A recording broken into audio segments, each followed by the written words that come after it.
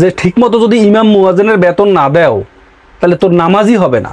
আর তুই তো নামাজই পড়স না, তোর বাপে পড়ে কিনা তার তো কোনো ঠিকানা নেই। তুই ঘুষখোর সুদখোরের বিরুদ্ধে কথা বলতে পারস না। একটা সামান্য চেয়ারম্যানই নির্বাচনে কোটি কোটি টাকা ব্যয় করে, এরাও তোদের কাছে নেতা না? দেখুন গাইস কি বলে, যে সকল ধর্মের সেই মোল্লারা নামাজ টাকার বিনিময়ে পড়ায়, তাদের পিছনে আমরা নামাজ পড়ি না। যাদের পিছনে আমরা নামাজ পড়তে যাব, তারা যদি বেতনভুক্ত কর্মচারী হন, তারা বেতনের জন্য নামাজ পড়ান, বেতনের জন্য ইসলামের কথা বলেন, ধর্মের কথা বলেন, তাদেরকে তো আমরা অনুসরণ করতে পারি না। তো এরা যদি নেতা হয়, টাকা খরচ করে যদি নেতা হয়, তাহলে তাদের বিরুদ্ধে তুই কথা বলতে পারস না। তুই ইমামের যদি বেতন নিয়ে যদি ইমাম নামাজ পড়ায়, তাহলে তার পিছনে নামাজ হবে না।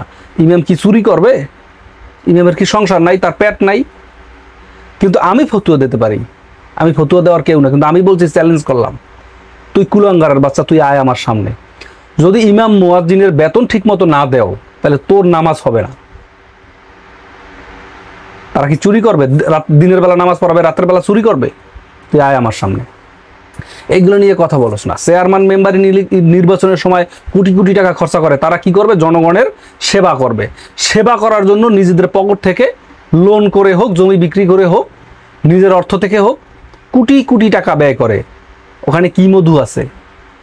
আর তারা শুধুমাত্র এখানে একজন শায়েখ, একজন স্কলার, তিনি বলছেন যে আপনার প্রশ্ন করছে দর্শককে যে আপনার মসজিদের ইমামের স্যালারি কত? সে বলছে 5,000 টাকা। সে মজা করে বলছে আপনাদের কারো নামাজ হয় না। মজা করে বলছে আপনাদের কারো নামাজ হয় না। কারণ হচ্ছে মসজিদ 5,000 টাকা দিয়ে মসজিদের ইমামের কিচ্ছু হয় না। তার পরিপূর্ণ স্যালারি তার সংসার চালাইতে, তার বাচ্চা কাচ্চাদেরকে শিক্ষা দিতে গিয়ে যত টাকা খরচ লাগে তত টাকা দিতে হবে, তারপরে নামাজ হবে। তার হক আদায় করবা না তোমরা। সে রাত্রে চুরি করবে আর দিনের বেলা তোমাদেরকে নামাজ পড়ে, সেই রকমের নামাজ পড়বা। তুই কত বড় আলেম হয়ে গেছো যে তুই ফতুয়া দেশ এখানে যে যেই ইমাম, যেই মুয়াজ্জিন বেতন নেয় তাদের পিছে নামাজ হবে না? জালিমের ঘরে জালিম। এখন তুই আবার এই যে সূরার নাম নিতেছে, সূরার ব্যাখ্যা তুই কি বুঝোস রে? সূরা কি ব্যাখ্যা বোঝো? তোর মাথায় কি আছে?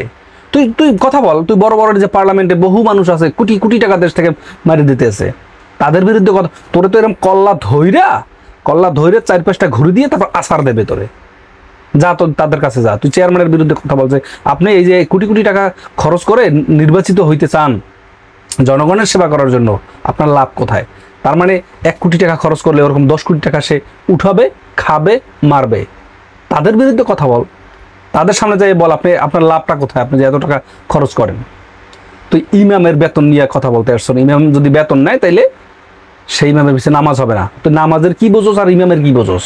ফাজিল কুলাঙ্গার জানো কোথাকার।